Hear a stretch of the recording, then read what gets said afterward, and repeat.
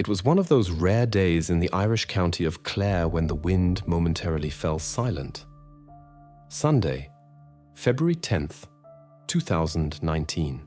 In the small police station in the town of Ennistimon, the Garda officer on duty sluggishly sipped his cold tea. The day promised to be quiet. A few complaints about noisy neighbors, perhaps a stray sheep on the road. The routine of rural Ireland. But the call, which rang at 14:32, broke that silence. The voice on the other end of the line was female, composed, but a steely note of concern was clearly audible.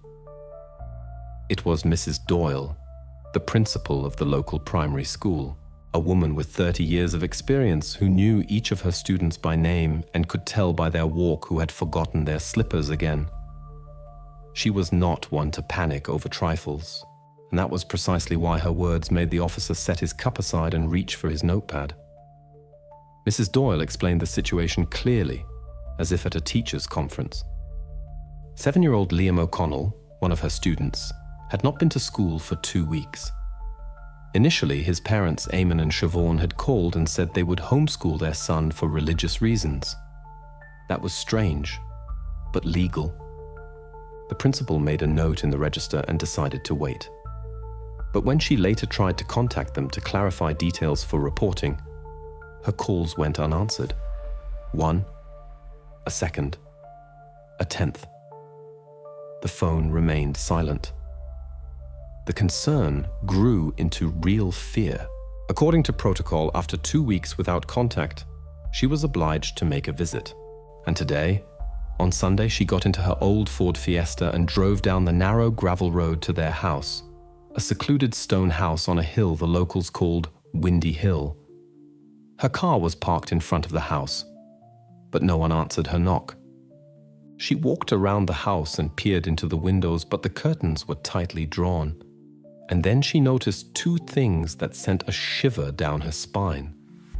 The front door was not locked, but merely ajar, and from the gap beneath it, a faint but distinct, sickly sweet smell wafted out. The smell of something wrong. "I am standing in front of their house on Windy Hill." Her voice on the line grew softer. "The door is ajar. I did not go inside. It smells here." For the police, that was enough. A patrol car immediately set off, but even the most experienced officers were not prepared for what awaited them inside. They entered the house, and the heavy, suffocating smell hit them in the face. In the dimly lit living room, there was an icy cold and a deathly silence, broken only by faint murmuring. On the floor, in the middle of the room, sat Eamon and Siobhan O'Connell. They looked like shadows, emaciated, with sunken eyes and pale, almost translucent skin. Their lips moved silently in prayer. They looked at the entering police officers with a blank, detached gaze, as if seeing not people, but ghosts. They were not surprised, not frightened. They simply continued to pray. One of the officers stayed with them while the other investigated the other rooms. He pushed open the door to the child's bedroom. The same smell hit his nose, but 1,000 times stronger. The room was small, ascetic. Bowls of murky salt water stood on the floor. On the wall hung a crudely woven cross made of twigs, and the only bed was neatly made. But under the white sheet, the outlines of a small, motionless body were discernible. The officer walked slowly over and carefully pulled back the edge of the sheet. Liam lay on the bed. His face was calm, almost waxy, and his small hands were folded on his chest.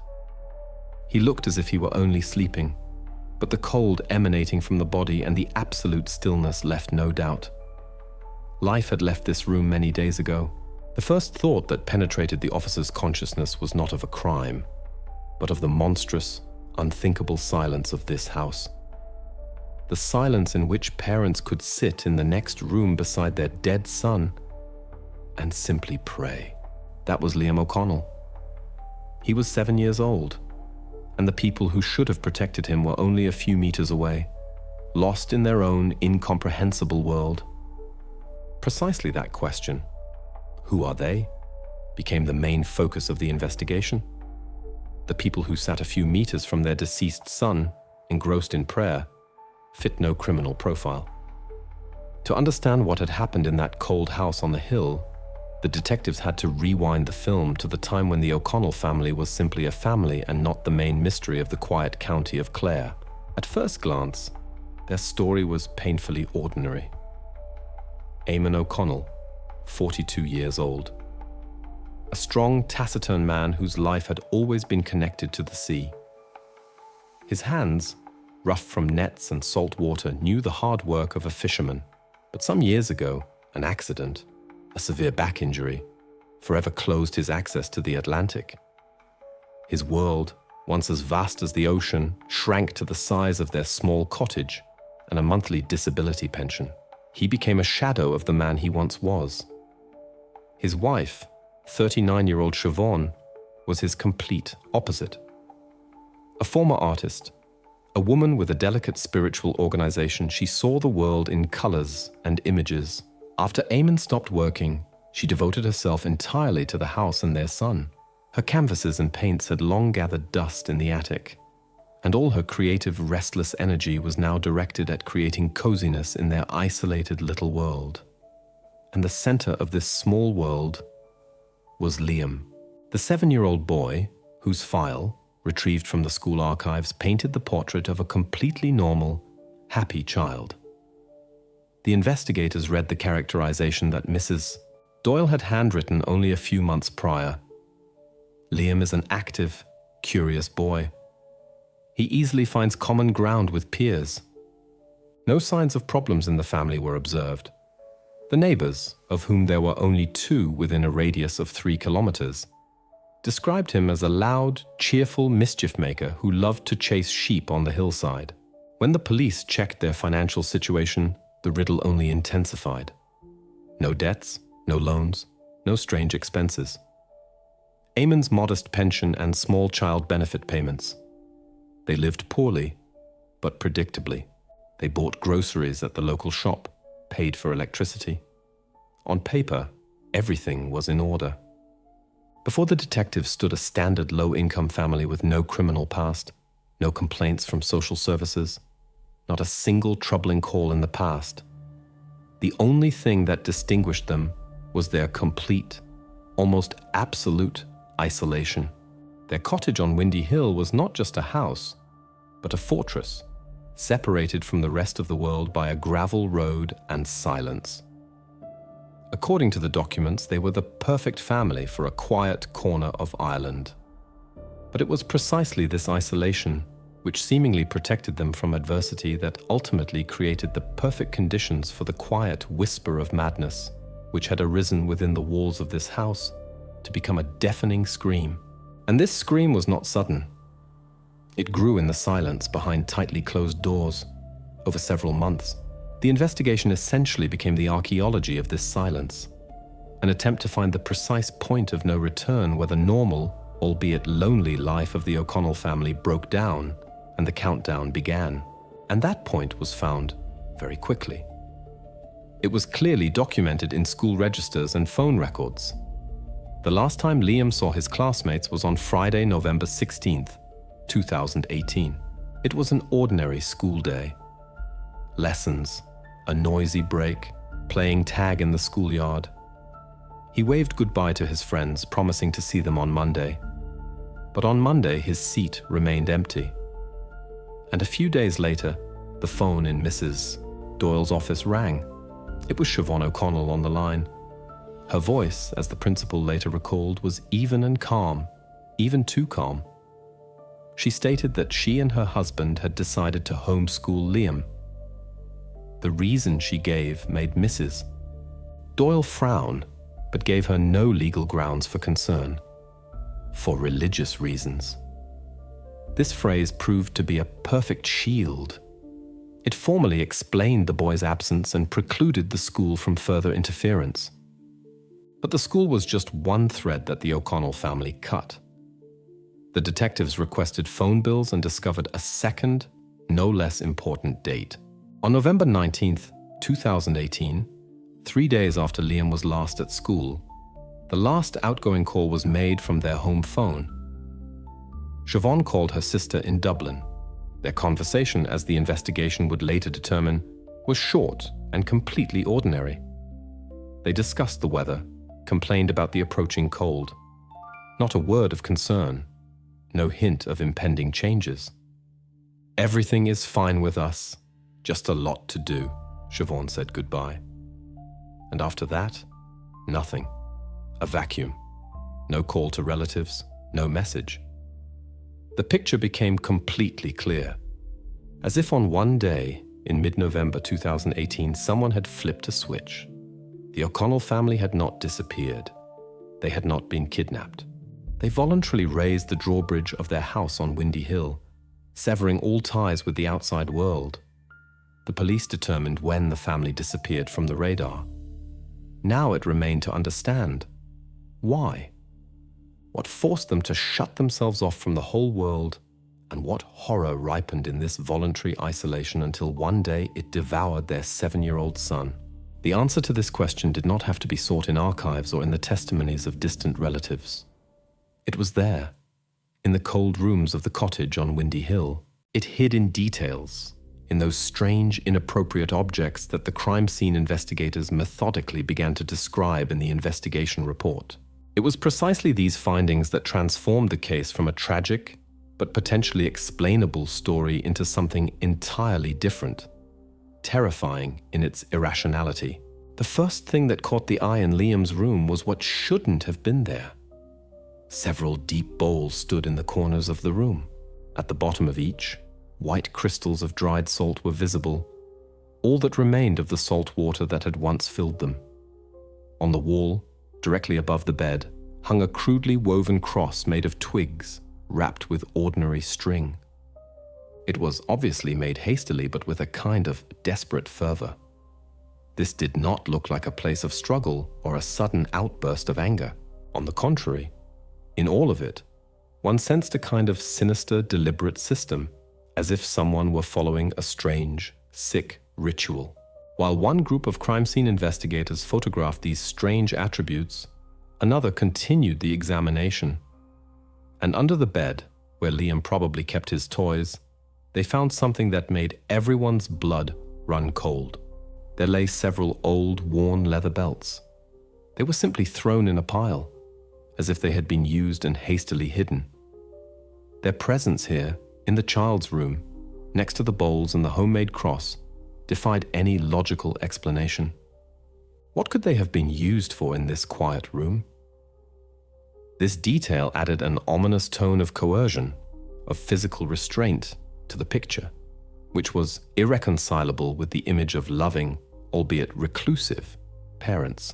But the true key to the solution was found in the living room. On a small wooden table next to a cold cup and a Bible lay a neat stack of papers. At first glance, nothing special. But when the investigator picked them up, he understood that he held the roadmap of this madness in his hands. These were not letters and not bills. These were printouts from some internet site. Cheap office paper, slightly damp from the humidity in the house, was covered with small print. The texts on them resembled the ravings of a fanatic, a mixture of pseudo-religious terms, quotes in broken Latin, and instructions. Clear, step-by-step instructions for performing some kind of ritual. There was talk of starvation, of purification through suffering, and of driving out impurity with the help of salt and water. This was not just a piece of evidence. This was a script. The script of that nightmare that had played out within the walls of this house. And now the detectives had the key to understanding who or what the director of this tragedy had been. It only remained to find the source, the old stationary computer that stood in the corner of the room. This old humming system unit indeed held answers within it. But before diving into digital labyrinths, the investigators had to close one, the most obvious and terrible question. Who was physically in this house in the last days of Liam's life? At first glance, this seemed impossible. Windy Hill, is an open space, exposed to all winds. But the investigation quickly showed that the cottage itself had become a hermetic capsule in recent weeks, into which no one entered and from which no one exited. First, the investigators went to the nearest neighbors. The word nearest is, of course, relative here. It was almost 3 kilometers across a broken gravel road to old Mr. Finnegan's farm. The old man, who had spent his entire life on this land, was the best observation post. But his statements were short and useless. He had seen nothing. No strange cars venturing to the O'Connells' house at night. No suspicious strangers. Only their old Ford, which, according to him, had been standing motionless in front of the house for several weeks, slowly becoming covered with a layer of dust and dirt. Other neighbors, who lived even further away, only confirmed his words. The outside world had apparently forgotten the way to Windy Hill. Then the crime scene investigators thoroughly examined the house itself. Every centimeter, every window frame, every door hinge was scrutinized. The result was unequivocal. There were no traces of a break-in. No broken panes, no forced locks, not even scratches that might have indicated an attempted break-in. All doors and windows were locked from the inside. The picture was simple, and therefore even more sinister. No one had broken into the house. No one had visited. The evil had not come from outside. It was born and grew here, within these walls. And that meant only one thing. In the last days and hours of Liam's life, only 2 people were beside him. The 2 people closest to him on earth, Eamon and Siobhan O'Connell, who continued to sit on the floor in the living room all this time, lost in their soft murmuring, were gently lifted up. Their rights were read to them. They did not object. They asked no questions. It seemed they did not even fully understand what was happening. They were arrested on suspicion of murdering their own son. But they were only formally the main suspects. The real question was not who had done it, but what compelled them to do it. And the answer to that question awaited the experts in the memory of that old computer. And while Eamon and Siobhan remained silent in the detention cells, that old computer in the corner of their living room began to speak. The technical specialists had no difficulty accessing the hard drive. The solution was not in the My Documents folder and not in private correspondence. It was hidden in the browser history and in some text files saved on the desktop. What they found there was like a plunge into icy water. This was a digital trail that led directly into the heart of darkness. The O'Connells were regulars on a single website, a marginal online forum for radical traditional Catholics, a place where faith mixed with superstition and fear with paranoia. It was there, in one of the discussion threads, that they found what they were looking for. The printouts found on the table were an exact copy of these posts, and their content explained everything. The bowls of water, the belts under the bed, and Liam's emaciated body. This was not just a religious text. This was an instruction. A cold, methodical, step-by-step instruction for destroying a human being under the guise of saving their soul. The phrases the experts read were emotionless. They were written like axioms that needed no proof. The demon must be starved, stated one of the points. An explanation followed that denying food did not weaken the body, but the entity that had seized it. Another paragraph was even more monstrous in its logic. The body is just a vessel. It must be purified through suffering. This phrase transformed the infliction of pain from an act of cruelty into an act of mercy. Further, worse.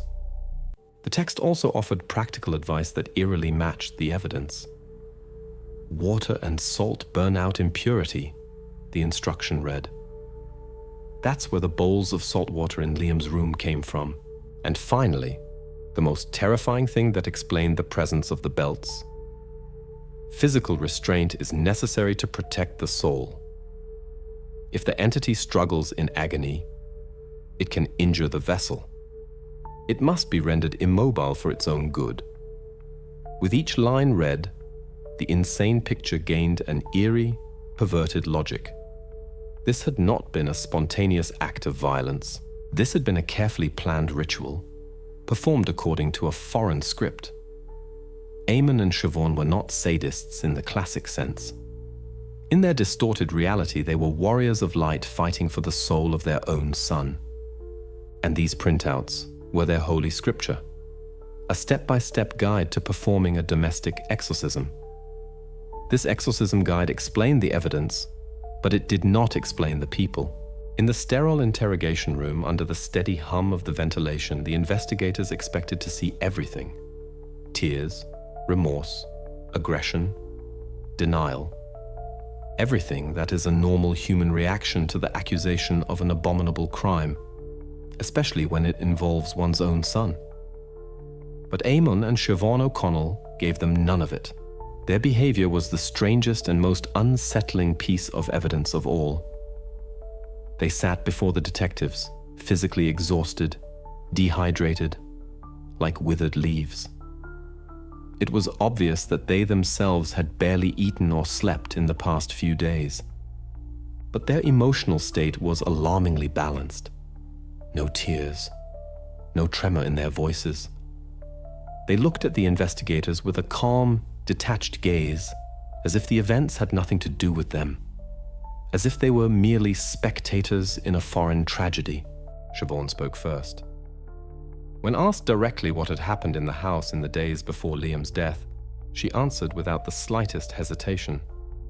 Her voice was soft, but firm as ice. She did not justify herself and tried to hide nothing.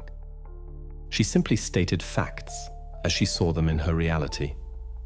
And when the investigator, already losing patience with this icy calm, asked the main question, her answer went into the records forever. "We did what we had to do," she said, looking directly into the detective's eyes. "He is free." This sentence, spoken with absolute conviction, hung in the air. There was no sorrow in it. There was pride. Pride in a duty fulfilled. Eamon, sitting beside her, remained silent the entire time. He only nodded occasionally, confirming his wife's words or softly repeating her last phrases like an echo. He was not the leader in this tandem. He was a follower, completely absorbed by her faith. For the first time in their practice, the detectives encountered a situation where the suspects did not deny their actions, but categorically refused to acknowledge them as a crime. In their consciousness, they had not taken their son's life, but had saved his soul. For them, this was not a tragedy, but a victory.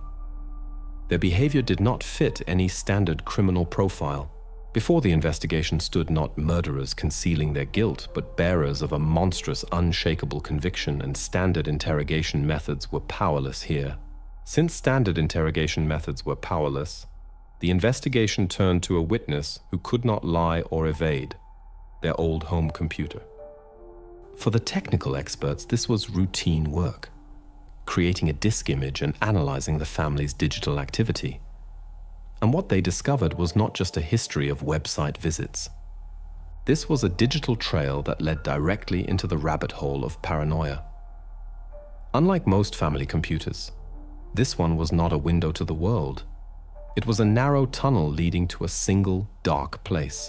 The browser history showed a picture of true obsession. Starting in November 2018, almost 100% of their online activity focused on one resource: a small, little-known forum for so-called traditional Catholics. This was a kind of echo chamber, where their own fears and anxieties not only found confirmation, but were amplified many times over by the voices of others like them. They were not seeking information. They were seeking validation for their darkest thoughts. And they found it.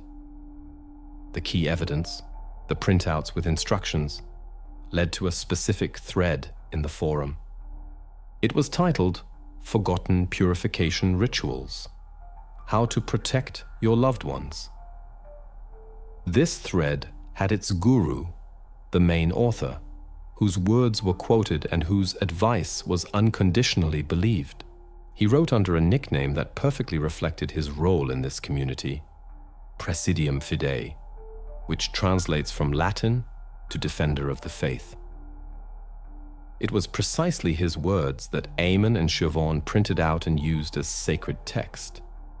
It was precisely his instructions about water, salt, and physical restraint that they put into practice.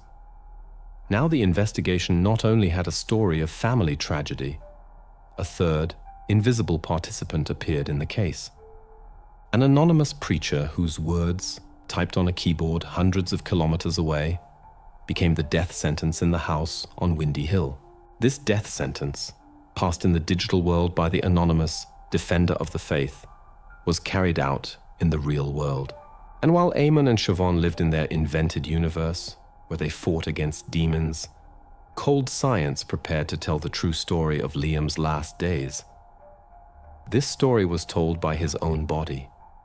The autopsy report, devoid of any emotions and speculations, became the most terrifying document in this case. It described point by point, with medical precision, exactly how the instructions from the forum became a murder weapon. The first thing the examination established was the main cause of death. Liam died of acute dehydration. This was not something sudden. This was a slow, agonizing process that stretched over several days. The instruction from the forum stated, "The demon must be starved." The parents, following this instruction, deprived their son not only of food, but most terrifyingly, also of water. For a 7-year-old organism, this was tantamount to a death sentence. Every cell of his body literally screamed for help, but received only prayers and bowls of useless salt water in response. But that was not all. The report also indicated a second, accompanying cause of death: asphyxia due to prolonged positional pressure on the chest. More simply, Liam suffocated because something pressed on his chest for a long time, preventing his lungs from filling with air. This did not look like strangulation in a fit of rage. This was the result of long, methodical restraint. The defender of the faith's instruction again gave an eerie answer. Physical restraint is necessary. If the entity struggles in agony, it can injure the vessel. Probably, Liam struggled in the last hours of his life, weakened by thirst, and the parents, believing they were fighting not against him, but against the entity, restrained him and pressed him to the bed. They thought they were saving his soul, but in reality, they simply did not let him breathe. Confirmation of this was immediately found upon further examination. Characteristic dark stripes were discovered on Liam's small wrists and ankles, clear marks of belts. The same belts that the crime scene investigators had found under the bed. They were silent witnesses to his last, desperate attempts to escape. Every piece of evidence found in the house and every word from the autopsy report came together to form a single, monstrous mosaic. The conclusion of the investigation was final and irreversible. Liam's death was not a tragic accident.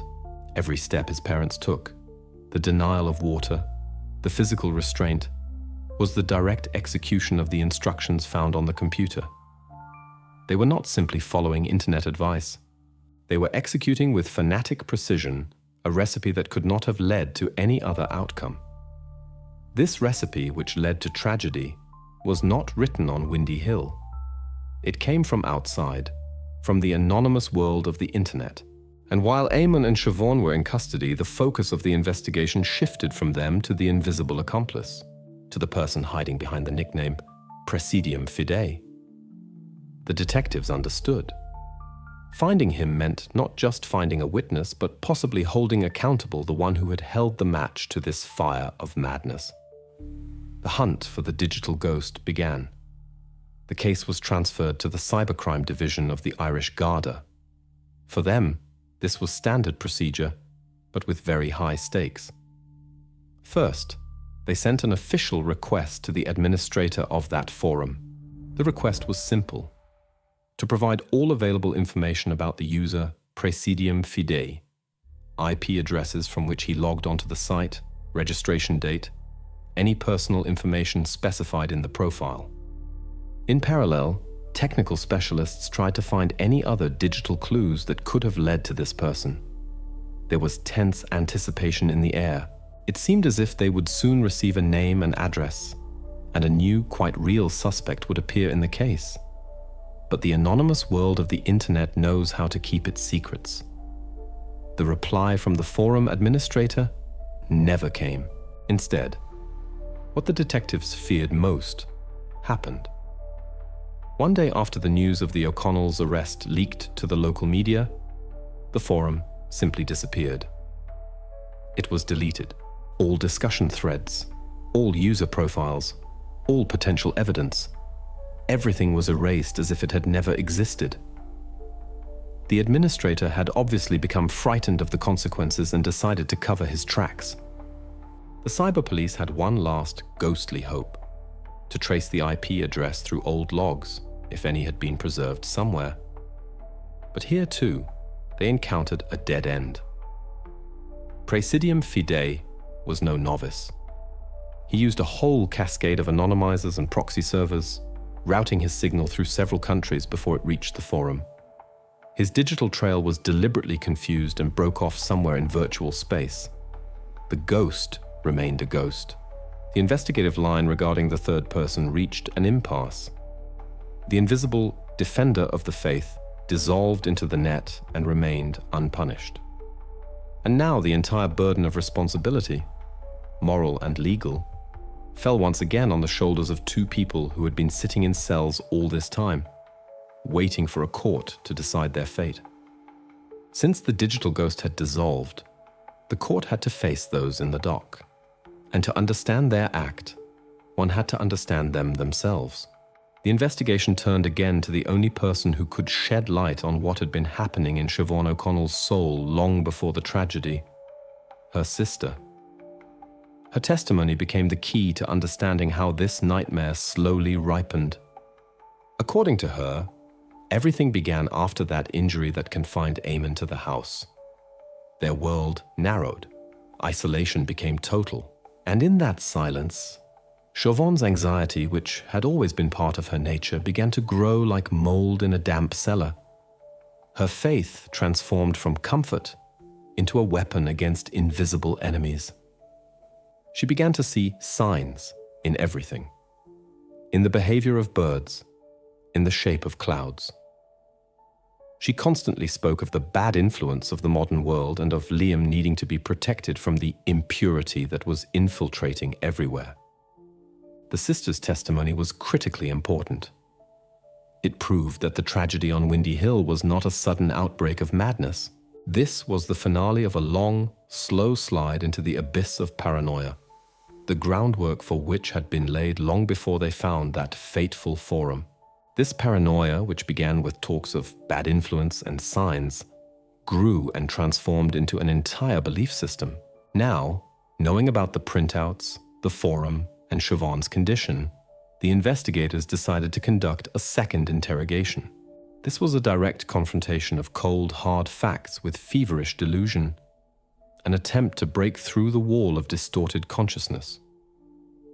The investigator placed the pathologist's conclusions on the table before Eamon and Siobhan.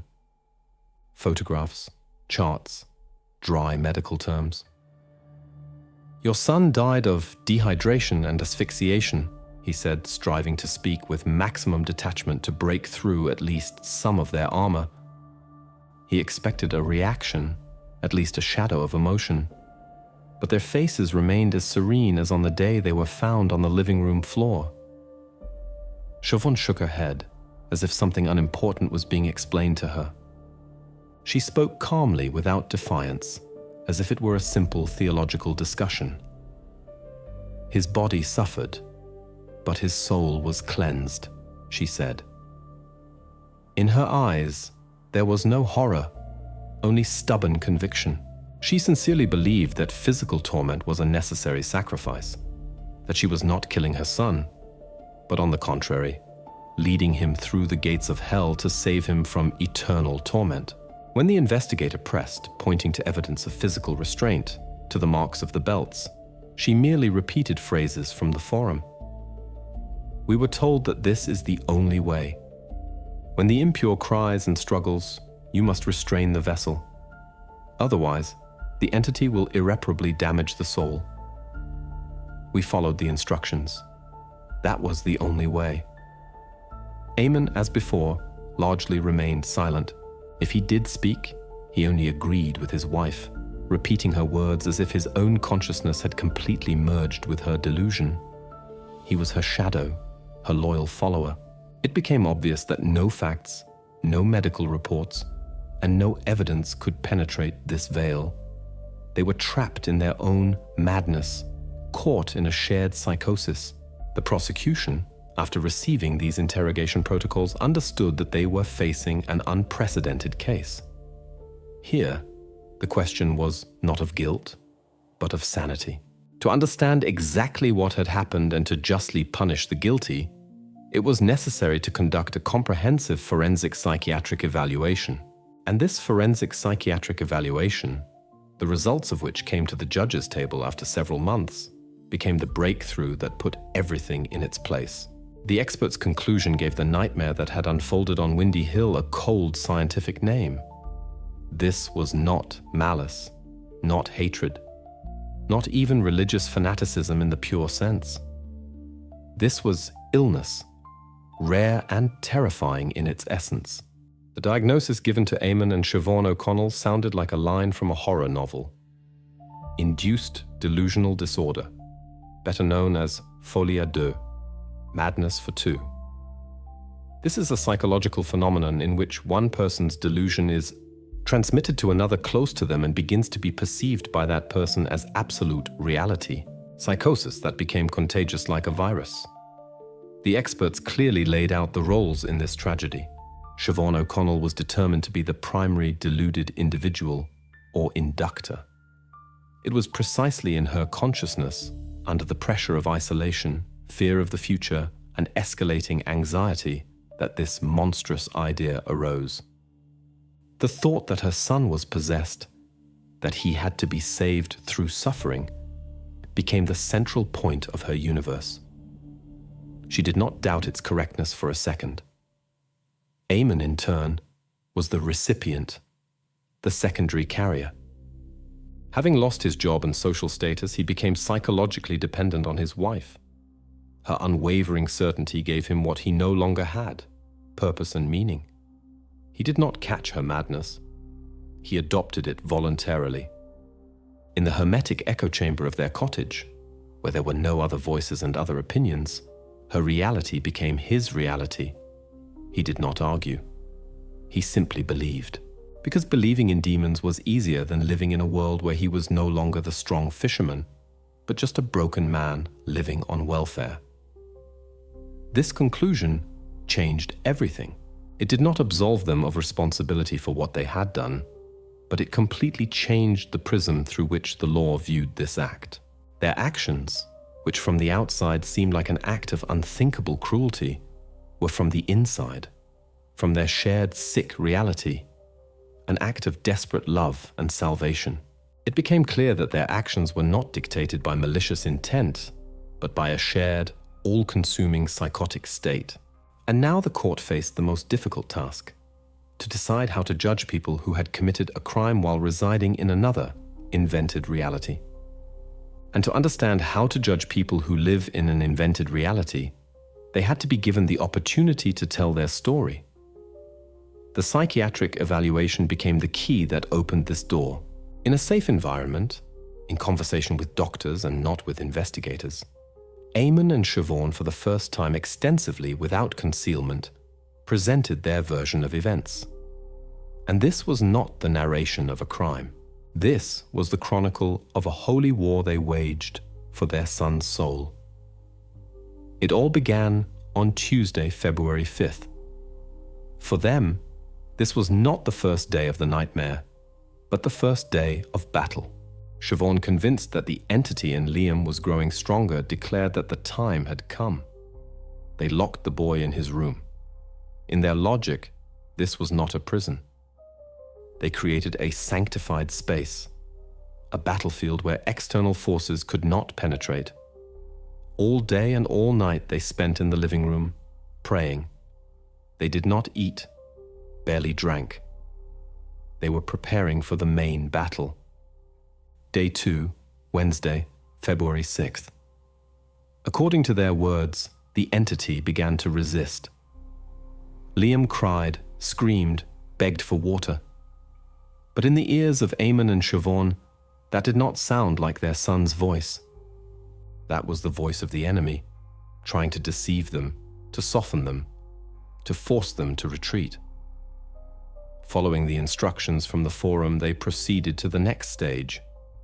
They entered the room, and as Liam tried to escape, they restrained him. They began to use the belts so that the vessel would not harm itself, and they stopped giving him water. In their reality, this was not torture, but a tactical move to weaken the enemy by depriving it of strength. Every plea for a sip of water only strengthened their belief that they were doing everything right. Day 3, Thursday, February 7th, became the climax. Liam was already very weak. His screams turned into soft moans. For the parents, this was a sign that the entity was at the end of its strength, that victory was near. They intensified their prayers. Their voices grew louder, more desperate. At some point, as they told the psychiatrists, Liam began to tremble violently. They perceived this as the demon's last, agonizing convulsion. And then, remembering the defender of the faith's final instruction, they applied the ultimate method. They began to apply physical pressure to his chest. In their world, this was not suffocation. This was an act of exorcism. They were literally trying to squeeze the evil out of their son's body. They pressed until his body stopped trembling and went limp. In the ensuing silence, they saw what they wanted to see. Not death, but liberation. They were convinced that the entity had left the body and Liam's soul was finally saved. They neatly laid him down, covered him with a sheet, and returned to the living room to offer a prayer of thanks. In their statements, there was not a drop of doubt or guilt. They provided a complete, step-by-step description of their actions, which they believed to be the only correct and salvific procedure until the very end. This salvific procedure, described in detail by them, now had an exact chronology. And when the investigators laid this narrative against the dry data of the autopsy report, the picture of the tragedy became complete.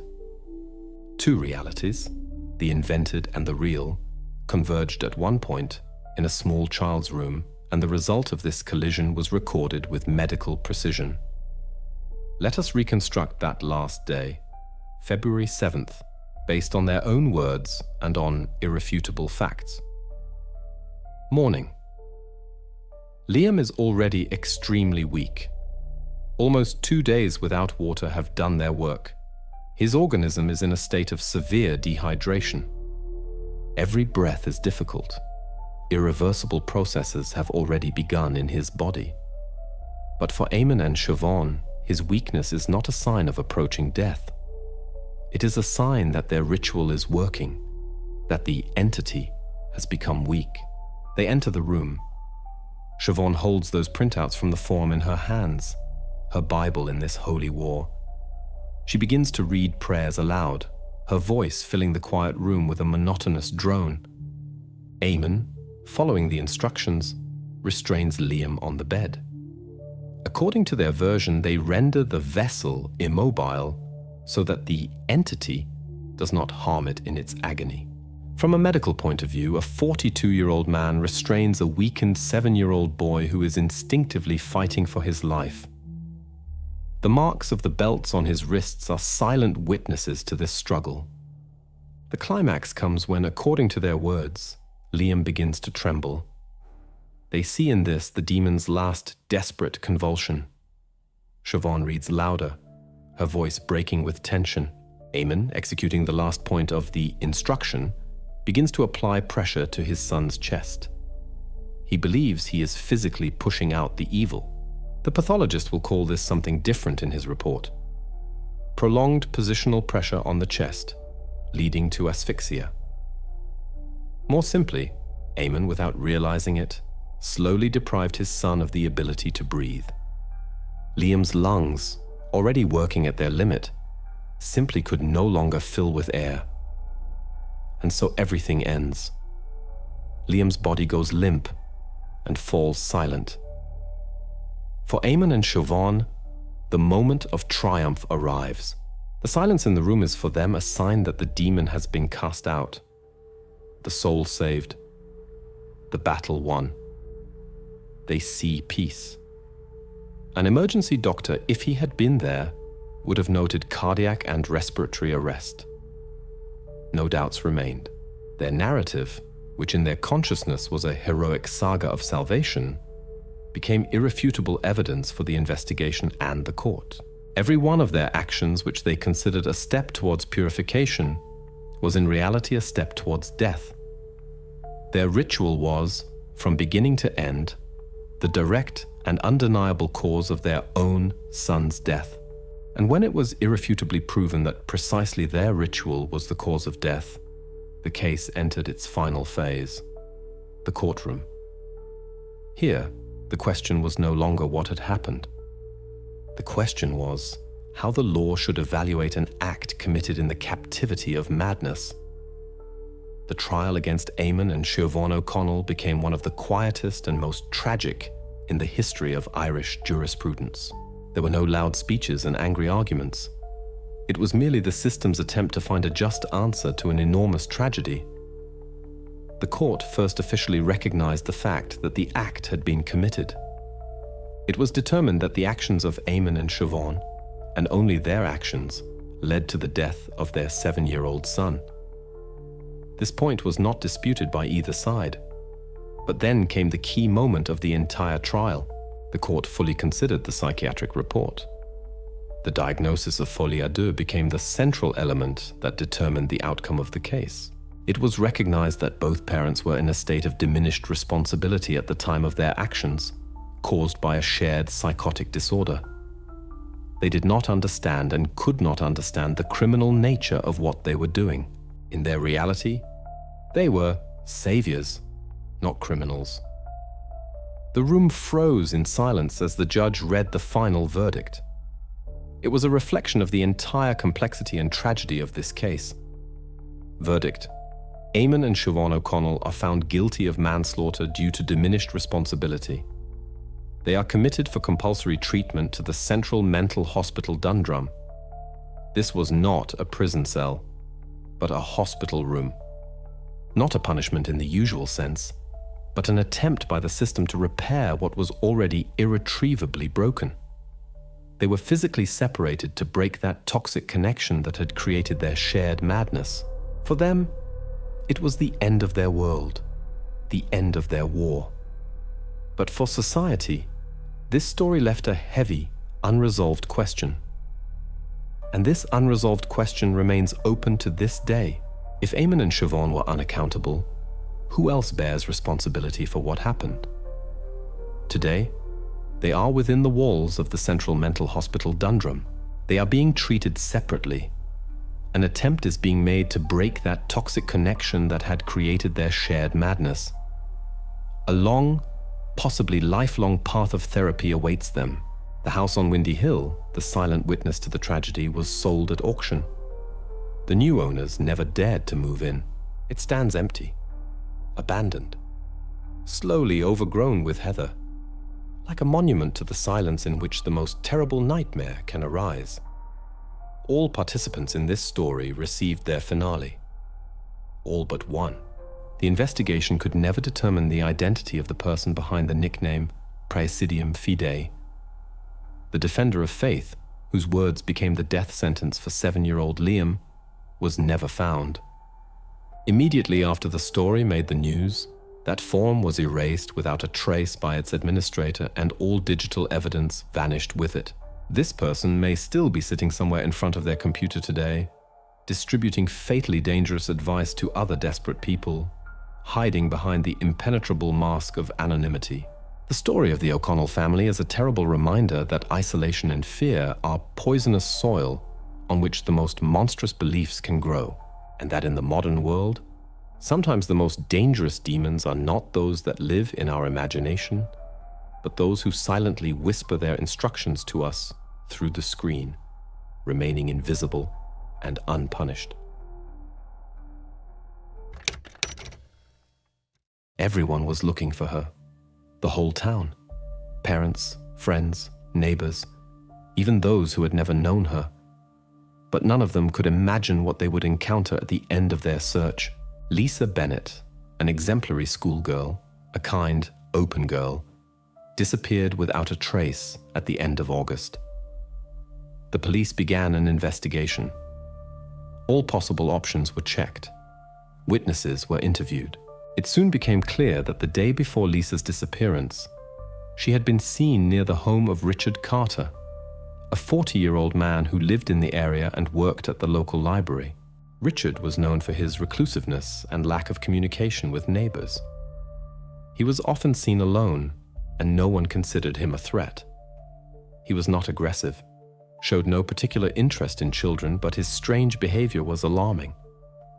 Richard avoided people, rarely went out, but was always somewhere nearby. On the last day before Lisa's disappearance, he was seen near her house. At that time, it did not cause much suspicion. For several weeks, the search continued. Lisa remained elusive, and the town plunged into fear and anxiety. People said that such a thing could not happen in their quiet corner. This place was too calm for such horrors to occur. But Lisa was gone, and each day she did not return home intensified the anxiety. In early October, 2 months later, Lisa was found. The place where she was discovered shocked everyone. An abandoned construction site on the outskirts of the town. An empty, deserted space where children do not go. Lisa was alive, but in a deep state of shock. She could not clearly articulate what had happened to her, but her fear was obvious. She was found near Richard Carter. He did not try to escape or justify himself. When asked what happened, he only said, "I could not stop myself." Richard was detained on the spot. His behavior showed no resistance. But what he said could not but surprise everyone. He confessed that he could not control his actions, but explained nothing more. Why did he take Lisa? Why did he choose her? Why then? There were no answers to these questions. Everything happened very quickly and without warning. Lisa, usually so cautious, never suspected that her life would change in an instant. Local residents were shocked. How could a man everyone considered normal do such a thing? No one knew what was going on in Richard Carter's head. The police continued their investigation, but one thing was clear. His actions had no logical explanation. Everything happened spontaneously, impulsively. Richard was not prepared for this step in advance. The whole situation seemed too absurd and incomprehensible for a quiet town that had never faced anything like it. The town of Layton, Arkansas. Population: 5,000 people. Local residents were accustomed to a quiet life, where there was little crime and life flowed smoothly.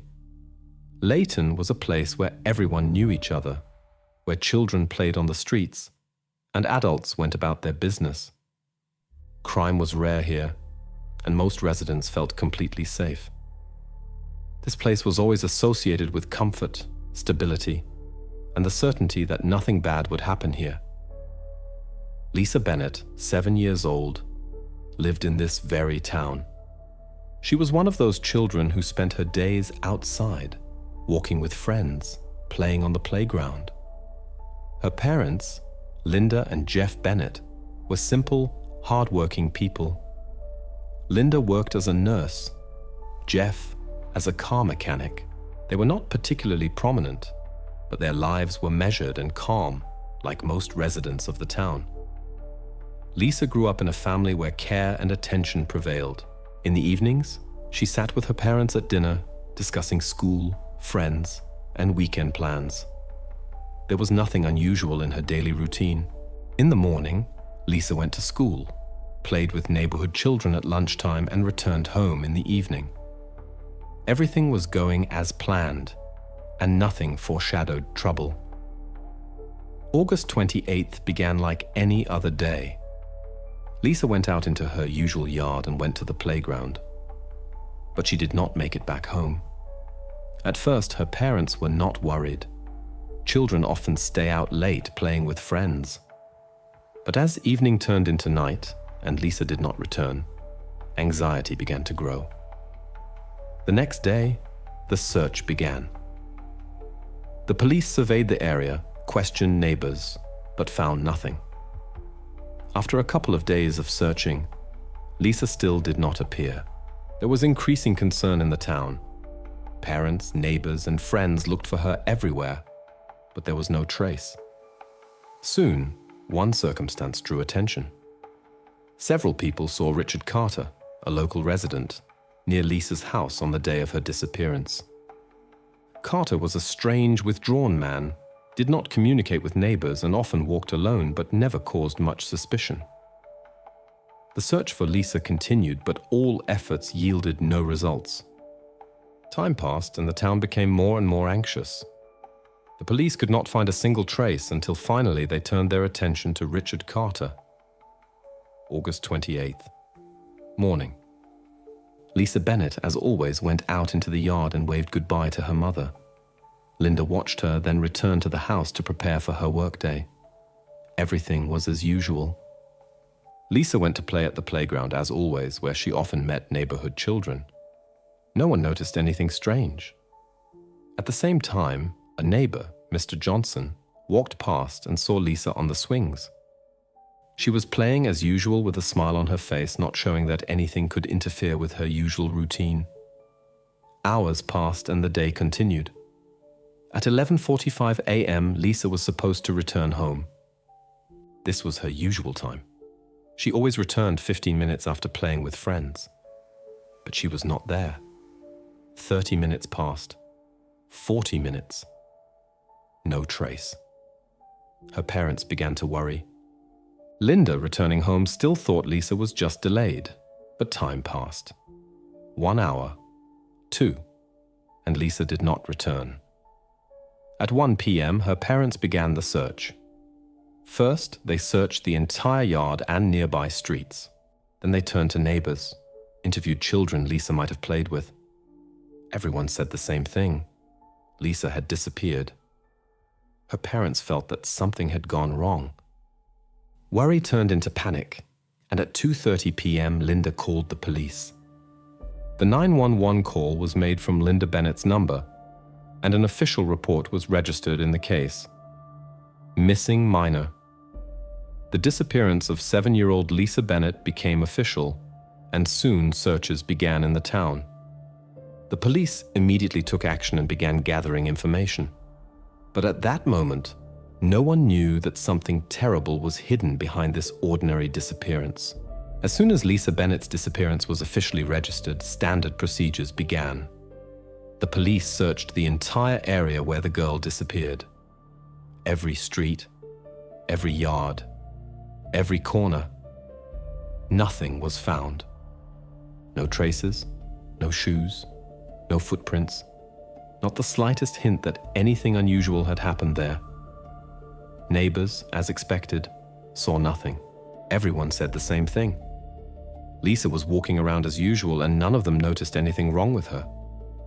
Everything was too familiar to alarm anyone. Then the parents were interviewed. Linda and Jeff told the police how it all began, described their daughter's daily life and her usual routine. Everything seemed normal. Lisa was not known for walking in dangerous places. She was not withdrawn. Yesterday she was still playing with friends. Nothing foreshadowed trouble. They could not understand what could have caused her disappearance. There were no assumptions. Next was the inspection of Lisa's yard. Standard procedure. No signs of struggle, no damage, nothing that could indicate violence or forced abduction. Everything remained as usual. swings, sandbox, toys left in place, as if she simply wasn't there that day. There were no notes, no messages from kidnappers, no demands. And this only increased the anxiety. Too smooth, too calm for anything normal to be in it. But as often happens in investigations, the first clue appeared quite by chance. In one of the interview protocols, in document number 12, there was one strange line. One of the neighbors mentioned that on the day of Lisa's disappearance, he saw a strange man near the playground. This man, it turned out, was known in the area, but no one paid much attention to him. The man was not one of those who often frequented this place, and his behavior was always strange, but not enough to cause suspicion. He often walked in the neighborhood but never stopped, never talked to other people. This man's name was Richard Carter. This name immediately attracted the attention of the police. A local resident, 40 years old, working in the library, always kept to himself and did not communicate with neighbors. He was often seen near houses, but no one attached importance to it. This strange neighbor with his withdrawn character and unremarkable appearance now became a key figure in the investigation. Lisa's mystery began to unfold. Something more was hidden behind this invisible, calm town. And now Richard Carter was in the spotlight. Richard Carter, 40 years old. Librarian. No criminal record. That's all the police knew about him at the time. No problems with the law, no past crimes, no complaints from neighbors. His behavior might have been strange, but not enough to classify him as a suspect. He was alone, lived quietly, worked at the local library, and did not communicate with others. It sounded too normal.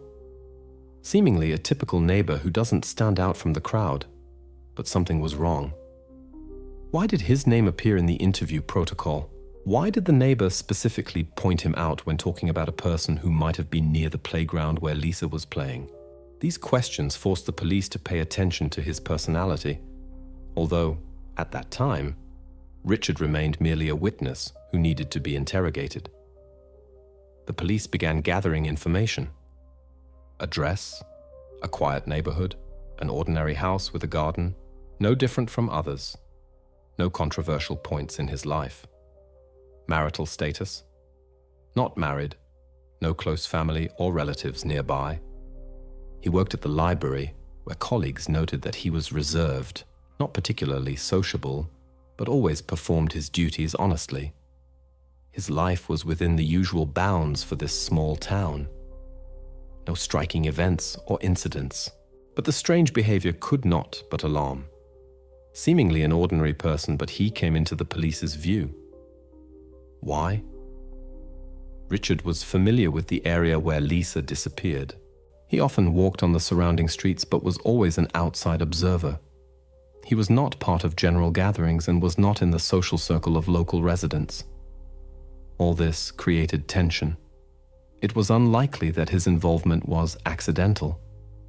Richard was not a suspect at that moment. He was just a witness who needed to be asked a few questions, but his name now hung in the air and did not leave the minds of the police.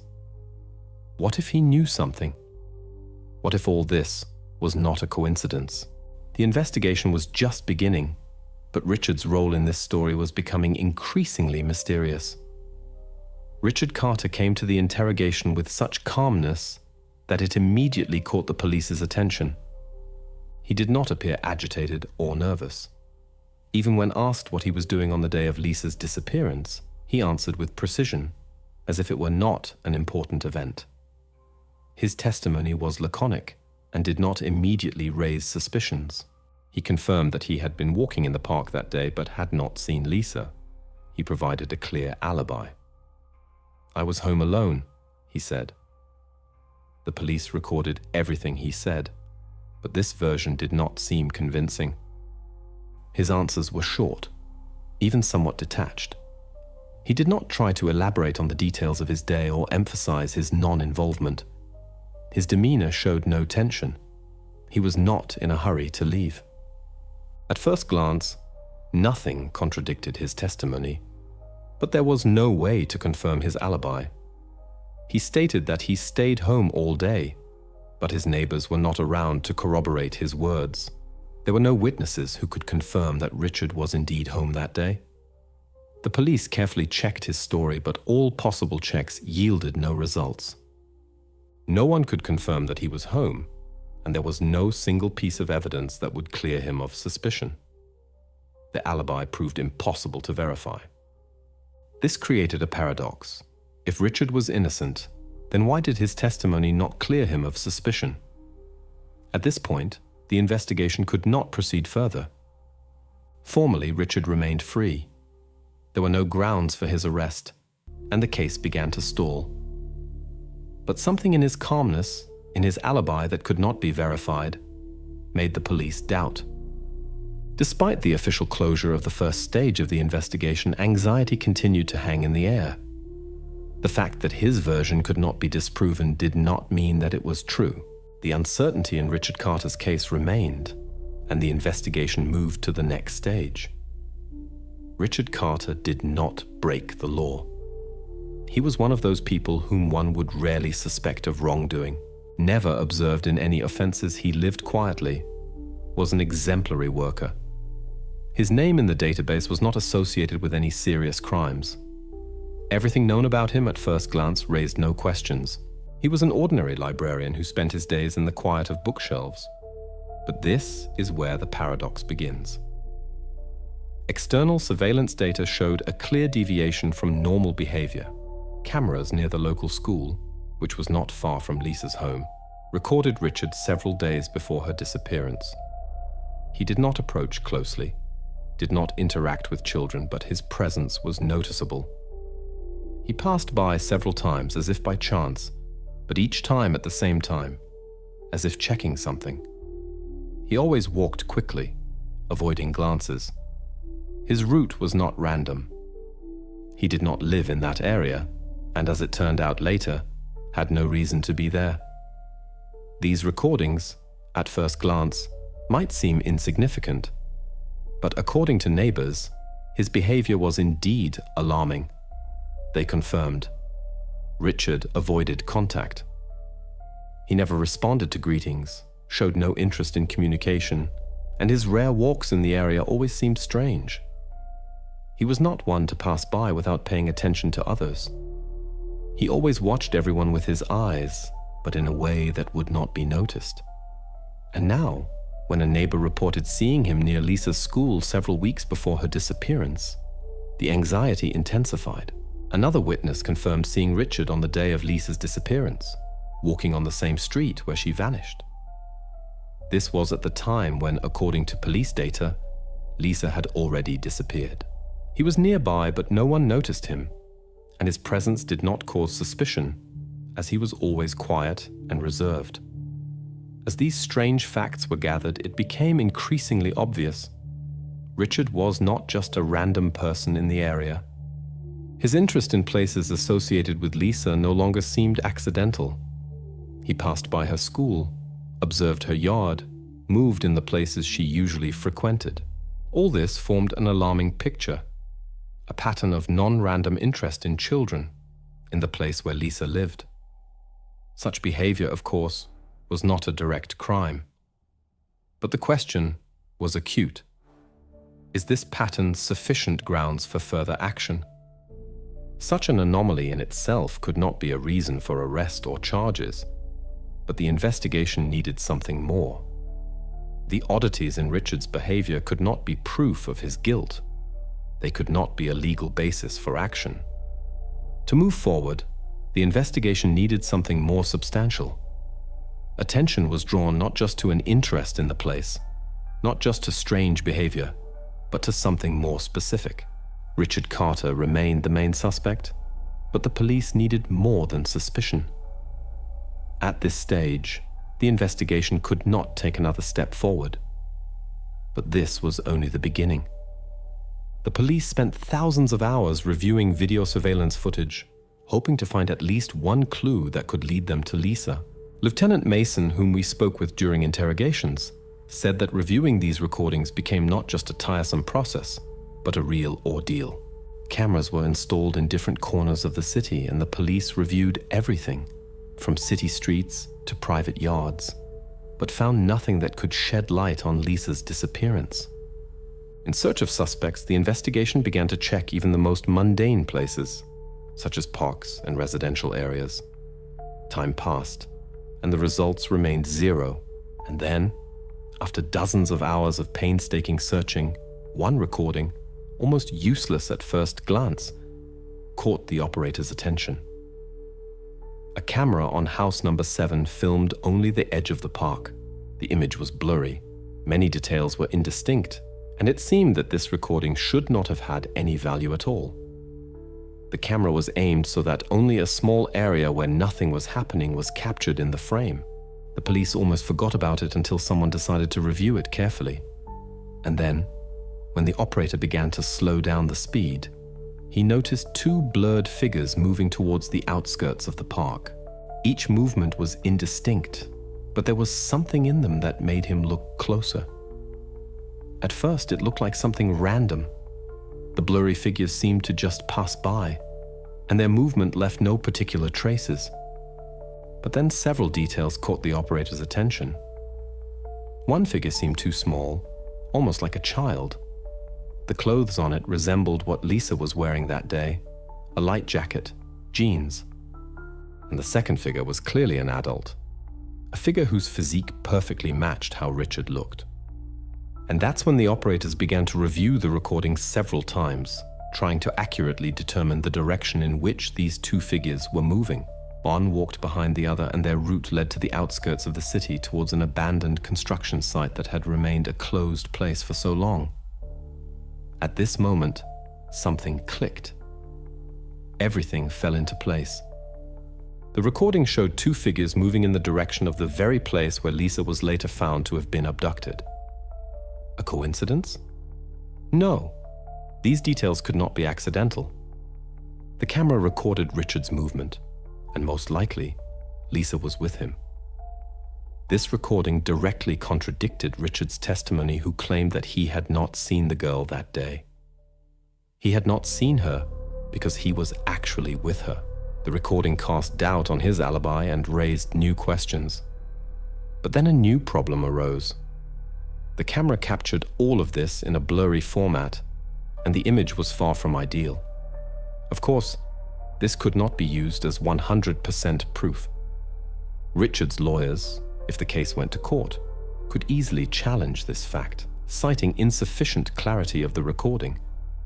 But now, after this evidence was discovered, it became clear that the case was not as hopeless as it seemed before. The image was there, but it was not clear. A step forward was needed to turn this frame into legally significant evidence. This required additional analysis of the recording, improving the image quality so that it could be confidently asserted that it was indeed Richard and Lisa. The question was not about showing a picture, but about making it official evidence that could not be disputed. The situation was becoming much more tense. The recording was now not just a random frame, but a key that could lead the investigation to a resolution. But for this, a forensic examination of the recording was needed. The case was transferred to the laboratory, where specialists could improve the image quality and confirm or refute the data that had been obtained. The next step was decisive. Forensic experts had to identify exactly what happened in that frame and make the evidence undeniable. The moment of decision was near, and everything depended on the results of the experts' work. Before any real progress was made in Lisa Bennett's case, experts encountered a serious problem. Identifying the face in the recording was practically impossible. The image was blurry, and the quality left much to be desired. Only contours were barely discernible in the frame. There was no clear image that could be used for identification. The camera captured only the silhouette of 2 people, and even in these smeared figures, it was difficult to distinguish clear details. The work promised to be difficult, and the chances of success minimal. There was very little to analyze. experts managed to gather only a few elements that could help: the silhouette, the general contours of the figures, and the direction of movement.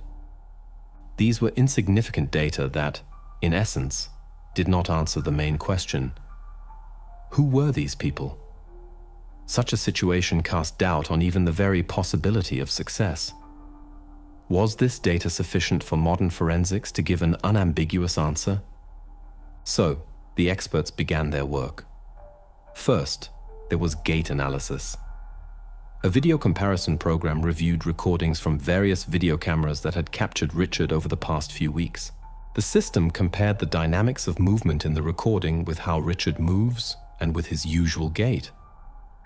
After several hours of work, the software produced several interesting coincidences. Although the recording was far from ideal, the gait in the video still resembled Richard's movements, judging by past recordings. But this was not yet proof. Then the experts moved on to a deeper analysis: the dynamics of behavior in the recording. They began to investigate not only the movements of the figures, but also their interaction. What they noticed played an important role. The recording showed that the child was not resisting, but was walking behind the adult. This was important because the absence of resistance could indicate that Lisa was following Richard voluntarily. The experts concluded that the recording did not show clear coercion, which supported the hypothesis of a possible connection between these people. This discovery became a key moment in the analysis, as it instilled confidence that the child and the adult were indeed acquainted. When all the data was collected and analyzed, the experts delivered their verdict. The probability that the man in the video was Richard Carter was assessed as high. This was an unexpected but convincing conclusion. The police now had substantial evidence that left no doubt that Richard was connected to Lisa's disappearance. But, despite this important step forward, the investigation faced a new problem. Now the investigation had an expert's conclusion that confirmed that Richard was indeed in the recording. However, this evidence, though important, was not ideal. The blurry image and lack of clarity cast doubt on its legal value. Richard's lawyer could easily challenge this evidence in court, pointing to the impossibility of accurately identifying the person in such low-quality video. But this did not mean that the investigation would stop. The expert conclusions opened new possibilities for the investigation. Now they could use this as a basis for re-interrogating Richard, as well as for obtaining a warrant to search his home. The investigation had arguments to continue the investigation and intensify its actions. And now, it seemed, the moment had come when the police were ready to move to the next step. However, as often happens in such cases, the story does not end there.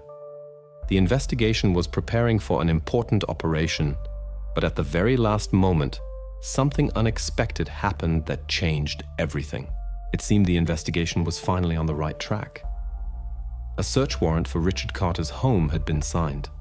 The police had prepared everything necessary for the operation: a plan, personnel, equipment. Very soon, they could be ready to arrest him and conduct an interrogation that might clarify everything. There was confidence that they had enough evidence to take a decisive step, but at the very last moment, something unexpected happened that turned the entire course of the investigation upside down. A call came into the hotline. An anonymous voice reported seeing Lisa in another state, far from the town of Layton. He claimed that the girl was with an adult man who matched Richard's description. The statement was rather vague, without precise data, but it sounded so convincing that the investigation could not ignore it. The question that arose for the police was, is this a real chance to find Lisa? Or is someone trying to throw us off track? This call gave rise to doubts, and although it seemed unexpected and unlikely, the investigation was obliged to check the information. Even if it was just a clever maneuver to mislead, they could not miss the chance. The message was passed to another state, and alerts were sent to that region. However, this information, as it turned out, caused more problems than benefits. Investigative actions related to checking this false lead diverted the police from the main investigation. The search at Richard's was suspended, and his lawyer quickly used this time to file a protest against his detention. The delay gave Richard a chance to strengthen his position and forced the investigation to postpone a key step. Absorbed in the new lead, they spent several days trying to figure out what had happened in the other state. But, as often happens in such cases, the information turned out to be false. The conducted check did not confirm Lisa's presence in that state. All of this was an attempt to confuse the investigation, possibly even with the goal of distracting them from the real suspect. Too much time had been lost, and now the investigation was back to square one. Time had been wasted. The situation returned to its previous course. The false lead had been worked through, and now the investigation again focused on Richard Carter. But this did not mean that trust in him had decreased. On the contrary, now the police had more grounds for suspicion. Richard became the sole suspect, and all traces again pointed to him. This turn only strengthened the main theory of the investigation. Now, the police decided that it was time to act more decisively. They decided to delve deeper into Richard's past to gather additional facts and strengthen their position. Perhaps his hidden past could provide new clues to the puzzle. Richard Carter seemed like an ideal person with a clean slate. At first glance, his biography was impeccable. There was no record of any offenses, no criminal convictions, or arrests in the database. His behavior had always been normal, and his reputation among colleagues at the library was flawless. Everyone who interacted with him affirmed one thing. Richard was a quiet and withdrawn person who did not like to socialize, but also did not arouse suspicion. And it seemed his life had nothing that could make him a suspect in such a terrible crime. This created the impression that the investigation was about to end because there was nothing suspicious. But the investigators could not simply believe the ideal picture. If Richard were just an ordinary person like everyone else, he would have long ceased to be considered the main suspect. This prompted them to conduct a deeper investigation. Instead of stopping at standard checks, they began to dig deeper, exploring his past. Requests were sent for archival data, including medical records from the college where Richard studied. No one knew what might be hidden behind his ordinary appearance, but a hunch circulated in investigative circles that perhaps some information was concealed that would complete the picture. What could be hidden behind the medical confidentiality of a person with no past? This question haunted the investigation. They felt that something was wrong and began to search in places that are usually overlooked. In the end, they found a document that changed the course of the investigation. Richard's medical record contained a note about a consultation with a psychiatrist. The date of the entry was hidden, but the essence was clear. Richard had once sought professional help. This was the first documented fact indicating his psychological instability. The significance of this discovery was complex. It was not direct evidence of a crime, but it opened a new facet of Richard's personality that could explain much. Doctors working with him may have once made a diagnosis, but the information was hidden. This detail now stood before the investigation as an important clue. It did not resolve the question of his involvement in Lisa's disappearance, but it was the first step towards explaining his behavior. The investigation now had several serious facts: suspicious behavior, a blurry video, an expert's conclusion of a high similarity between Richard and the man in the recording, and this document confirming his mental health. All this together gave a new understanding of who Richard Carter was. But this was only the beginning. The investigation had an increasing number of circumstantial evidence, and now it was time to act. After gathering all this data, the investigation moved to a new level. Now there was no point in waiting and gathering even more information. The decision was made. Richard had to be pressured. Circumstantial evidence was turning into quality, and the police decided to use it to conduct a decisive interrogation. Now, With so many questionable factors in his life, Richard was ready for a tough confrontation with the investigation. The police were preparing to call him for a second interrogation, which would no longer be as calm as the first. Richard knew he would be subjected to harsh pressure, but this was only the beginning. The investigator lays 3 things on the table, things that anyone caught in the center of this investigation cannot ignore: a printout from the video, the expert's conclusion, and a copy of the entry from Richard's medical record. These 3 items are like heavy stones that settle on the table before the suspect, and their weight is palpable in the silence that falls in the room.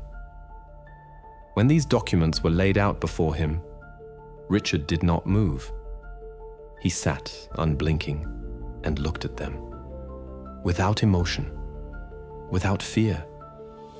He simply examined them as if they held no significance. There were no signs of anxiety or fright in his gaze. He simply looked at these papers as if they meant nothing to him. This moment was strange, almost unnatural. But it was this gaze, the complete lack of reaction, that suddenly suggested that everything was far worse than it seemed. He was withdrawn and impassive, as if hiding something much darker within himself.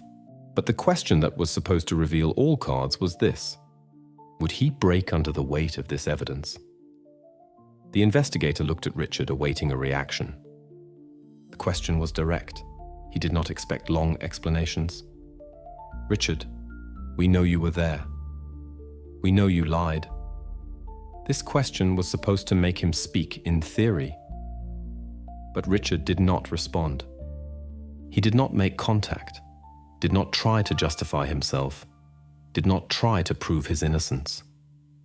He just sat there, his face remaining stony. There were no answers. He continued to be silent, as if ignoring the accusations, as if he did not hear them. At this moment, the investigator began to realize that a direct accusation might not yield results. Words did not penetrate his defense. Richard's answers became increasingly mechanical. He began to repeat the same thing, like a broken record. "I don't remember. It wasn't me." There was no emotion in his voice, no fear, not the slightest hint that his words might be true. These phrases sounded empty. He repeated the same words again and again, as if nothing was happening, as if he continued a rehearsed role, trying to isolate himself from everything around him. His denials became unbearably mechanical. He said nothing that could shed light on what had happened. Everything he said was no more than a formality, a defensive reaction to pressure. The investigator understood that this was a dead end. A confession had not been obtained. He tried to break Richard, tried to extract at least one word that could be a key, but nothing worked. Richard had locked himself away. It was obvious. He was not just defending himself. He was hiding behind his silence, behind this impenetrable wall. However, as often happens in such situations, even failure can lead to something unexpectedly valuable. Richard did not confess, but his lie, captured on video, became a weighty basis for action. The police could now officially use the recording as evidence to continue the pressure. This opened up new possibilities. They already had material that contradicted his words, and now they could use it to obtain a warrant to track his phone. This was a new strategy, and it could change the course of the investigation.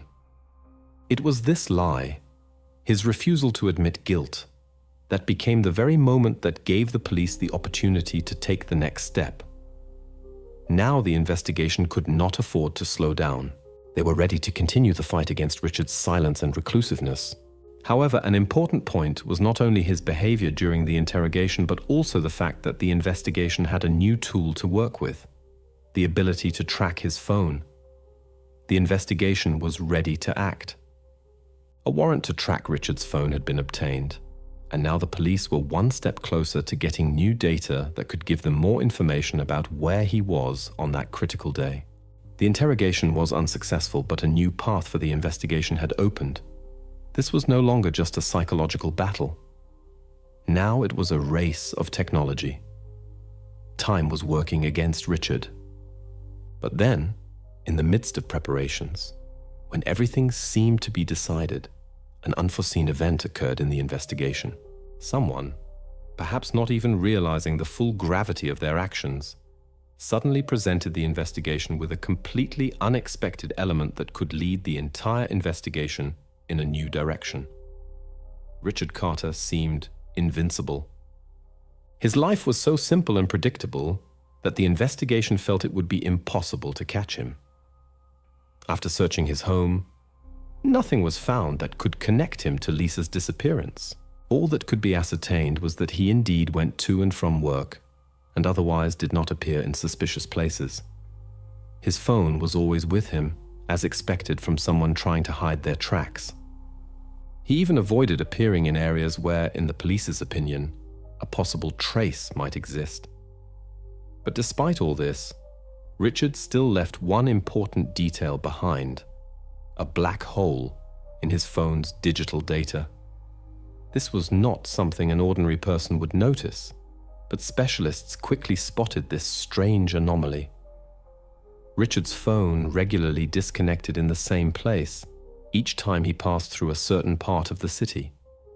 And although this might at first seem accidental, in this case, it meant something more.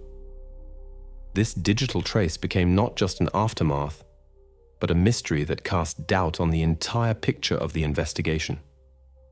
But what was this anomaly? Why did his phone constantly turn off in the same place? This question forced the investigation to focus on technology, on his digital footprint, which now became the new focus of the investigation. Richard's elusiveness remained, but now investigators had a new key, a technological trace that might unlock the answers they were looking for. And then, what seemed like a random mistake by Richard became a turning point in the investigation. One day, when his phone was supposed to disconnect again, for some reason, it didn't. It just lost network for 1 minute. During this time, his phone came online, and in those seconds, a crucial moment occurred. The system quickly pinpointed his phone's coordinates. This was not just a random network glitch. Within this short period, the system was able to accurately triangulate the signal and determine the exact coordinates, which led directly to an abandoned industrial zone on the outskirts of the city. The entire team of investigators and experts now stood before new possibilities. These coordinates were precise, and most importantly, they left no doubt. It was clear that this place was connected to Lisa's disappearance. It was on the periphery, in a vacant area that had not been used for a long time. The police now had an exact address where they needed to go. This address was not just a set of numbers and letters. It was the answer to a question that had tormented the investigation for a long time. The police were ready for the next step. This data was transmitted to the operational group, which immediately began preparations. A plan was swiftly developed, and the group set off for the abandoned construction site to check this location. Everything happened quickly and smoothly. Time was of the essence, and every moment could be decisive. This was not just another check of a location. This was the place where perhaps the answers to all questions, the answers to what happened to Lisa, were to be found. The operational group moved through the streets, breathing in the air of tension and readiness. Within minutes, they were on site. The roar of engines, the screech of brakes, commanding shouts.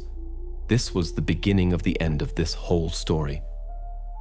The construction site, which had long been abandoned, now became the point of the final game.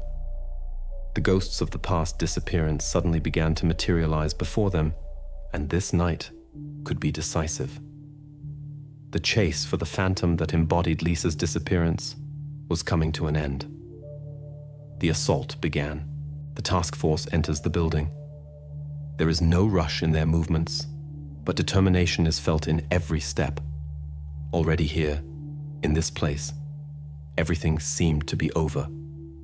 It was the final moment. The walls of the abandoned construction site, surrounded by darkness, seemed empty, but they concealed the most important mystery. In the depths, in one of the corners, sits Richard. He does not move, does not try to escape. There is no fear in his eyes, but neither is there acceptance. The gaze that meets the team seems alien to everything happening. And in the corner is Lisa. She is alive. Her eyes are a little dim, but she looks at the police officers shrinking from the light and quietly, without unnecessary emotions, observes what is happening. It instantly becomes clear. Lisa has been found. But behind this moment lies an even more important question. Why does Richard not resist? Why, when the armed team entered the building, did he not try to escape? Not try to hide? Or at least explain something? Why was he just sitting there in the corner with Lisa? And an even more important question.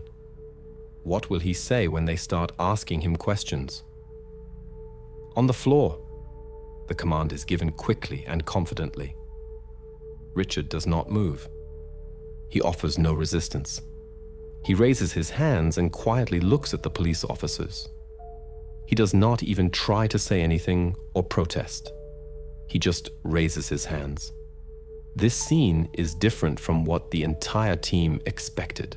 He does not resist, does not speak, does not scream. He is silent, as if everything is already over, as if everything is decided. When he is led out, one of the officers, unable to restrain himself, asks him directly, "Why did you do it?" Everyone expected him to say something about his motives, or perhaps try to justify his actions. But Richard answers calmly, almost mechanically, "I couldn't stop myself." These words carry no justification. They contain no remorse. It is a simple statement, a fact. I couldn't stop myself. These words became not just an admission, but also a reflection of his state, his psyche. It is not an apology and not an explanation. It is a statement of fact, indicating a complete lack of self-control. This revelation became a key moment. Richard does not make excuses. He does not try to convince others that it was hard for him or that he needed help.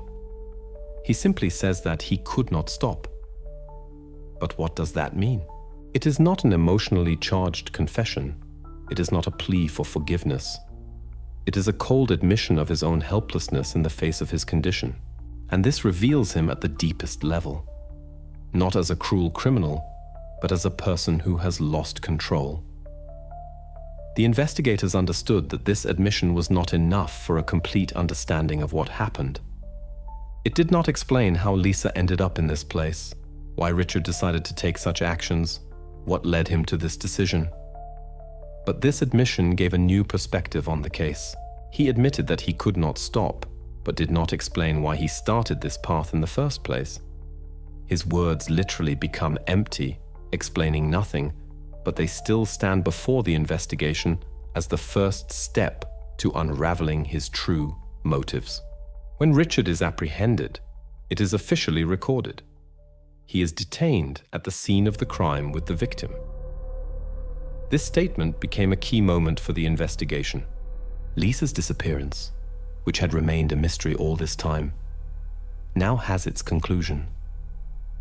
All searches, all efforts, all steps of the investigation lead to this point.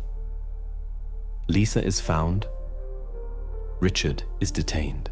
This is the end of one stage, but the beginning of a new one.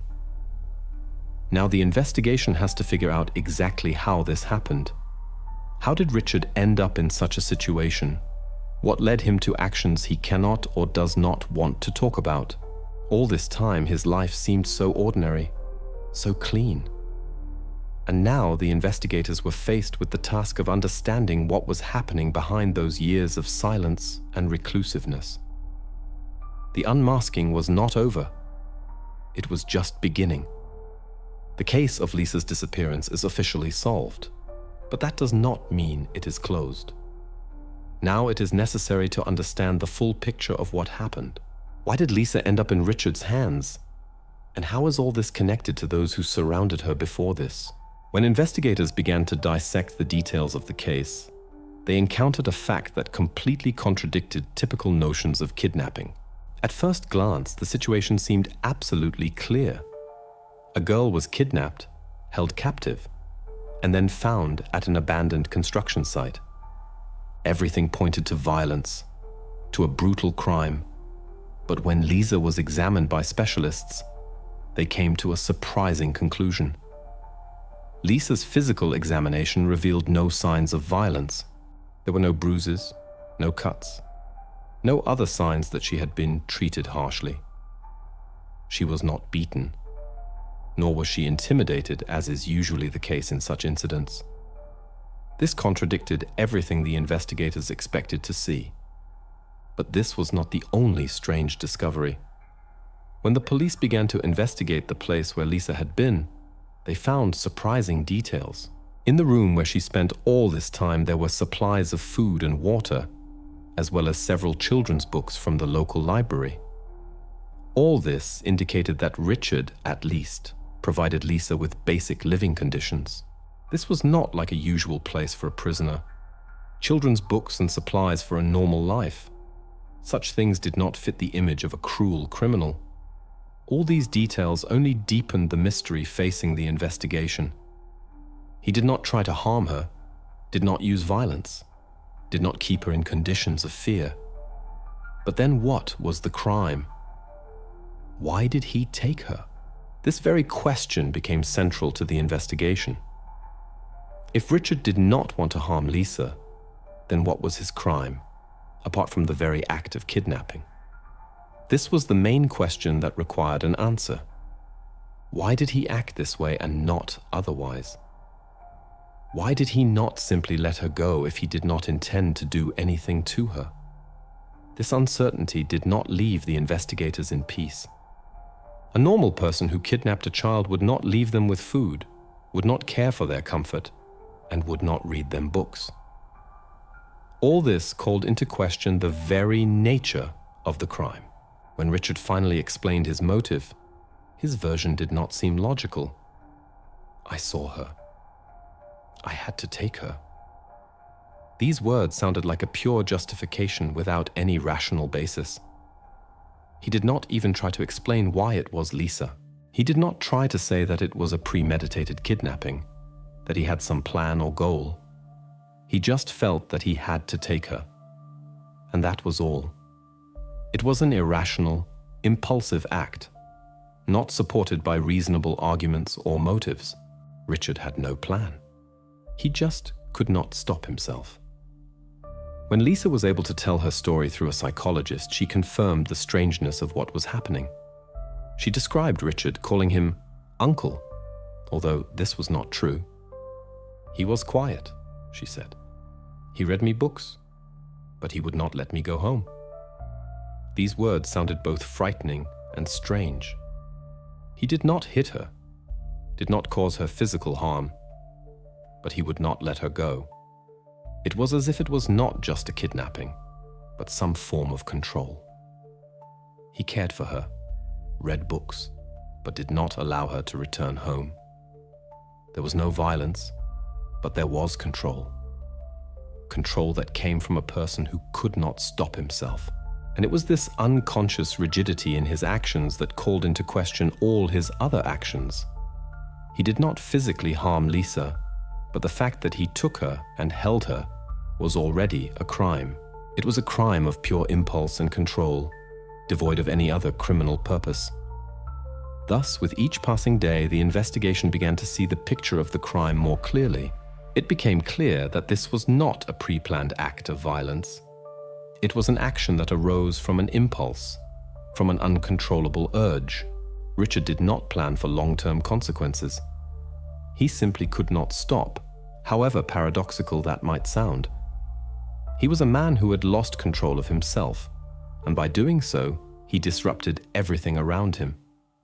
Now that the crime scene had been reconstructed, the investigation could begin to draw its final conclusions. Richard was not just a criminal in the traditional sense. This was not a planned kidnapping for ransom or other criminal acts. This was something else. His motives were pathological, not logical. He could not control his impulses, and this became the decisive factor. Lisa's kidnapping was an act of pure control, which later led to the destruction of his life and the girl's life. Now, with the investigation concluded, the investigators understood that all the evidence gathered allowed the case to be brought to court. It was established that Richard acted out of an inexplicable motivation that could not be justified by any logical argument. Lisa's kidnapping was not just a crime, but a consequence of his pathological condition. Now the case was being handed over to the court, where this whole story would find its conclusion, and Richard would be held responsible for his actions. Richard's guilt in Lisa's kidnapping was absolutely proven. There was no doubt about it. All the evidence collected by the investigation pointed to him. Camera footage, witness testimonies, expert opinions. All of this formed an undeniable picture. He was the only one who had access to Lisa at the moment of her disappearance, and it was he who kidnapped her. However, the trial became not only a process of justice, but also an encounter with a moral dilemma.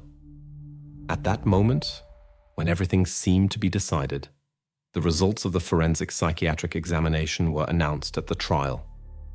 These results became a turning point. Richard was declared mentally ill. Doctors stated that he had a serious disorder that deprived him of the ability to adequately comprehend the nature of his actions. The examination indicated that his actions were not just the result of impulse, but a consequence of a mental disorder that he could not cope with. This diagnosis cast doubt on everything. The court had to decide. Can a person be found guilty of a crime if their condition did not allow them to fully comprehend the gravity of their actions? This presented the court and society with a complex question. What should be the sentence for a person who committed a crime but was found to be mentally ill? This question has no simple answer. In the courtroom, there were two opposing positions. The prosecution demanded strict isolation for Richard because his actions were dangerous to society, even if he did not fully comprehend them. On the other hand, the defense insisted that treatment would be a much more effective method of intervention than imprisonment. The situation was complicated by the fact that Richard was not an ordinary criminal. He was not a villain who planned a kidnapping to cause harm or demand ransom. He was a person who acted from within his mental state, which he found difficult to control. The courtroom fell silent as the judge began to deliver his verdict. All eyes were on him. This moment became the moment of truth when he had to make a decision that would determine Richard's fate. The judge made a decision that simultaneously divided the verdict into two parts. First, the court found Richard guilty of committing the act, which meant his responsibility for the kidnapping. This was inevitable. He committed a crime, and it could not be justified even by a mental disorder. However, the second part of the sentence was unexpected. The court also exempted Richard from criminal liability and sent him for compulsory treatment. This was not an ordinary punishment. Richard would not go to prison. Instead, he would be placed in a psychiatric institution where he would be provided with all the necessary conditions for treatment and rehabilitation. This step caused a lot of debate. Some considered it fair, others not strict enough. Nevertheless, the court considered that punishment in the form of isolation would not have the desired effect, and treatment could help Richard return to a more normal life. Thus ended the trial. Richard was found guilty, but the punishment for his crime was not what was expected. His future now depended on his ability to overcome his mental problems. The judicial part of the case was concluded, but questions related to his behavior still remained open. What caused his mental disorder? How could his actions have been prevented? These questions will torment the investigation and society for a long time. But for the investigation itself, this was not the end. Now that the trial is over, another chapter begins. It is necessary to restore the full picture of what happened. to understand what could have been the catalyst for Richard's actions and what consequences this might have for other people. After everything was concluded, it seemed that the story had reached its logical end. Lisa returned home into the arms of her family, and her life gradually began to recover. Richard was placed in a clinic, and his life now depended on treatment and observation by specialists. This looked like a happy ending. However, despite the facts being established and justice being served, traces of fear and distrust remained in the world that could not be ignored. In the city itself, which was once full of serenity and calm, disturbing changes began to appear. Streets that once seemed safe now felt different.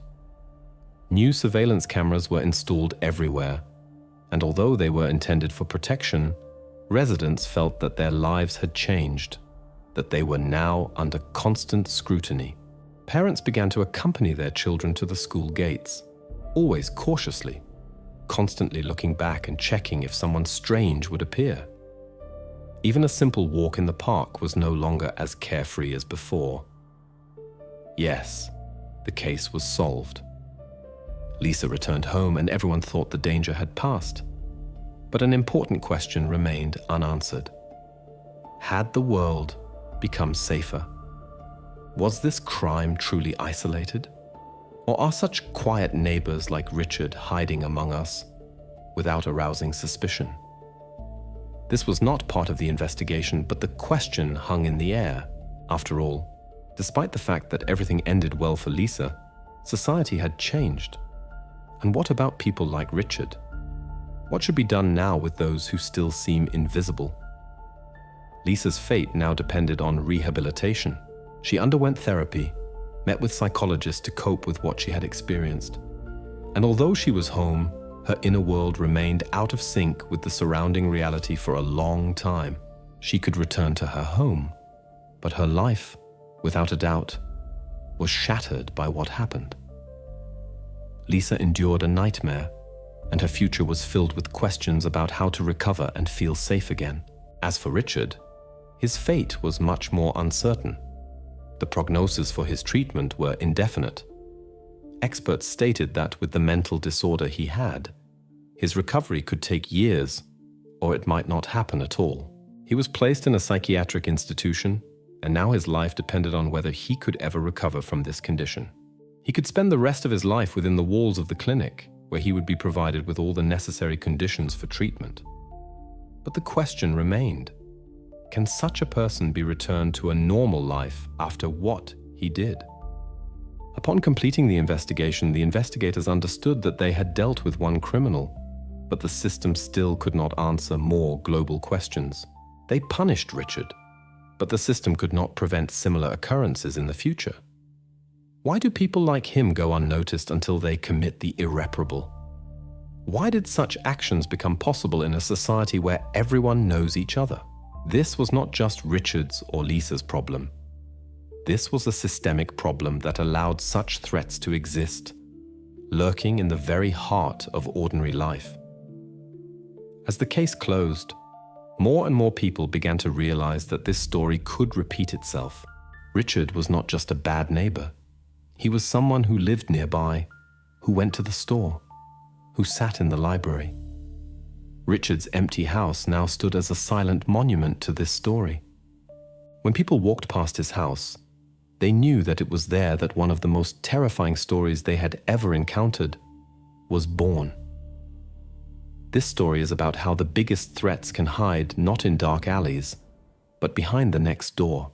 And while we tend to think that criminals are always those who can be easily recognized by their actions or appearance, sometimes they turn out to be among us. They live in our neighborhoods, go to our stores, but remain unnoticed until it is too late. But despite the fact that Lisa's case was solved, this story has no clear end. The world continues to live with this problem, and this problem remains unresolved. The question remains, where are those who are hiding behind the door, and what should be done with them? How can such tragedies be prevented from repeating in the future if we do not even know where to look? There are no answers to these questions, and perhaps there never will be.